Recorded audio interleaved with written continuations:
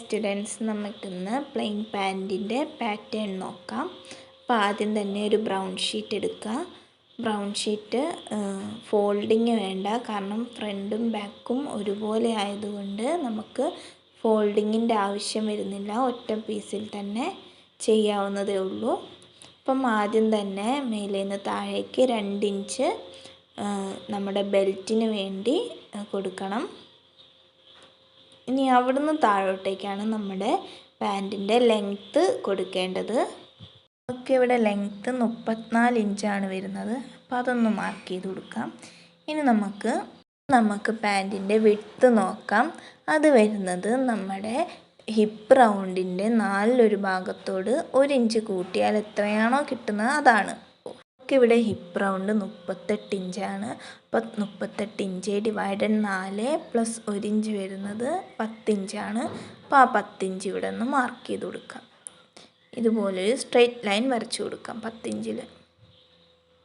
ഇനി നമുക്ക് ക്രോച്ചിൻ്റെ ലെങ്ത്ത് നോക്കാം. ക്രോച്ചിൻ്റെ ലെങ്ത്ത് വരുന്നത് നമ്മുടെ ഹിപ്പ് റൗണ്ടിൻ്റെ 4 ഭാഗത്തോട് 2 ഇഞ്ച് കൂട്ടിയാൽ, അതായത് നമ്മുടെ ഹിപ്പ് റൗണ്ടായ 38.5 ഡിവൈഡഡ് 4 പ്ലസ് 2 ഇഞ്ചാണ് വേണ്ടത്.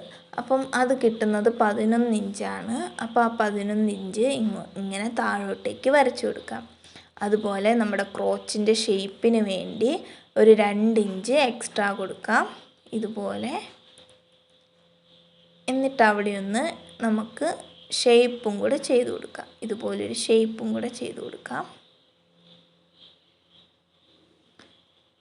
ഇനി നമുക്ക് വരുന്നത് പാൻറ്റിൻ്റെ ബോട്ടം റൗണ്ടാണ്, അതായത് താഴ്ഭാഗത്തെ വണ്ണം. അത് നമുക്ക് 12 ഇഞ്ചാണ് കിട്ടുന്നത്. അപ്പോൾ 12 ഇഞ്ചിൻ്റെ പകുതിയാണ് നമ്മളിവിടെ മാർക്ക് ചെയ്ത് കൊടുക്കേണ്ടത്. അത് വരുന്നത് 6 ഇഞ്ചാണ്. അപ്പോൾ 6 ഇഞ്ച് മാർക്ക് ചെയ്യുക. എന്നിട്ട് ഈ ക്രോച്ചിൻ്റെ ഈ പോയിന്റിൽ നിന്ന് താഴെ ബോട്ടത്തിൻ്റെ ആ മാർക്കിലേക്ക് ഇതുപോലെ ഒരു സ്ട്രെയിറ്റ് ലൈൻ വരച്ചു കൊടുക്കാം. ഇനി ഈ ലൈനിൻ്റെ സെൻറ്റർ കണ്ടുപിടിക്കാം. ഇതുപോലെ സെൻറ്റർ ഒന്ന് കണ്ടുപിടിക്കുക. എന്നിട്ട് അതൊന്ന് മാർക്ക് ചെയ്യുക. ഇതുപോലെ അത് ഉള്ളിലേക്ക്, ആ പോയിന്റിൽ നിന്ന് ഉള്ളിലേക്ക് 1/2 ഇഞ്ച് മാർക്ക് ചെയ്യുക. എന്നിട്ട് ചെറുതായിട്ടൊന്ന് ഷേപ്പ് ചെയ്ത് കൊടുക്കുക. നമ്മുടെ കാലിന് ചെറിയൊരു ഷേപ്പ് ഉണ്ടല്ലോ, അപ്പോൾ ആ ഒരു ഷേപ്പിന് വേണ്ടിയാണ് ഇതുപോലെ ഒന്ന് മാർക്ക് ചെയ്ത് കൊടുക്കുക. അപ്പോൾ ഇത്രയാണ് പാൻറ്റിൻ്റെ മാർക്കിങ് വരുന്നത്. ഇനി നമുക്ക് സീം ഇട്ട് കൊടുക്കണം, അതായത് സ്റ്റിച്ച് ചെയ്യാൻ വേണ്ടി എക്സ്ട്രാ ഇട്ട് കൊടുക്കണം.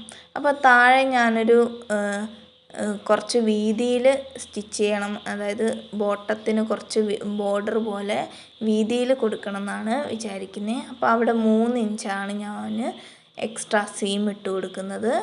അതുപോലെ സൈഡിലൊന്നും ക്രോച്ചിൻ്റെ ഏരിയയിൽ 1/2 ഇഞ്ചും മേലെ നമ്മൾ ഓൾറെഡി 2 ഇഞ്ച് കൊടുത്തതാണ്. അപ്പോൾ അതൊന്ന് ഇതുപോലെ ഒന്ന് ജോയിൻ ചെയ്ത് കൊടുക്കാം. സൈഡിൽ 1 ഇഞ്ചാണ്. 1 ഇഞ്ച് നമ്മൾ സീം ഇടേണ്ടത് ആ ഷേപ്പിലൂടെയാണ് 1 ഇഞ്ച് സീം ഇട്ട് കൊടുക്കേണ്ടത്. ഇതുപോലെ 1/2 ഇഞ്ച് ക്രോച്ചിൻ്റെ ഏരിയയിൽ കൊടുക്കുക. പിന്നെ നമുക്ക് കട്ട് ചെയ്യാം. അപ്പോൾ ഇത്രയാണ് പാറ്റേണിൽ വരുന്നത്. അപ്പം താങ്ക് യു.